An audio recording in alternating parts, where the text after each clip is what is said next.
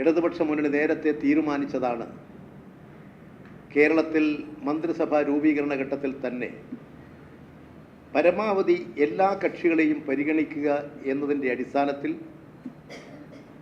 രണ്ട് കക്ഷികൾക്ക് തുടക്കത്തിൽ 2.5 വർഷത്തേക്ക് അവർ മന്ത്രിസഭയിൽ പ്രവർത്തിക്കുക, 2.5 വർഷം കഴിഞ്ഞാൽ മറ്റു 2 കക്ഷികൾക്ക് മന്ത്രിസഭയിലേക്ക് വരാനുള്ള വഴിയൊരുക്കി കൊടുക്കുക.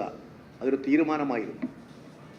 ആ തീരുമാനം നടപ്പിലാക്കേണ്ട സമയത്താണ് നവകേരള സദസ്സ് വന്നത്. അതുകൊണ്ട് അത് കുറച്ച് ദിവസം നീണ്ടുപോയി.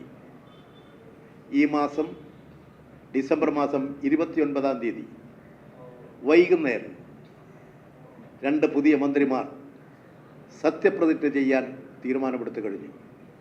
നിലവിലുള്ള 2 മന്ത്രിമാർ അവരുടെ രാജി സമർപ്പിച്ചു കഴിഞ്ഞു. മുന്നണിയുടെ ധാരണയുടെ ഭാഗമായിട്ട് ആ കൃത്യമായിട്ട് തന്നെ അവരാരോടെങ്കിലും പറയാനോ ഒന്നും തന്നെ അല്ല, അവരവരുടെ ദൗത്യം നിർവഹിച്ചു. 2 മന്ത്രിമാർ സത്യപ്രതിജ്ഞ ചെയ്യാനുള്ള തീരുമാനങ്ങളും മുന്നണി കൈക്കൊണ്ടു കഴിഞ്ഞു. ഇനി ബാക്കിയുള്ള നടപടികളെല്ലാം മുഖ്യമന്ത്രിയാണ് ആലോചിച്ച് തീരുമാനിക്കേണ്ടത്.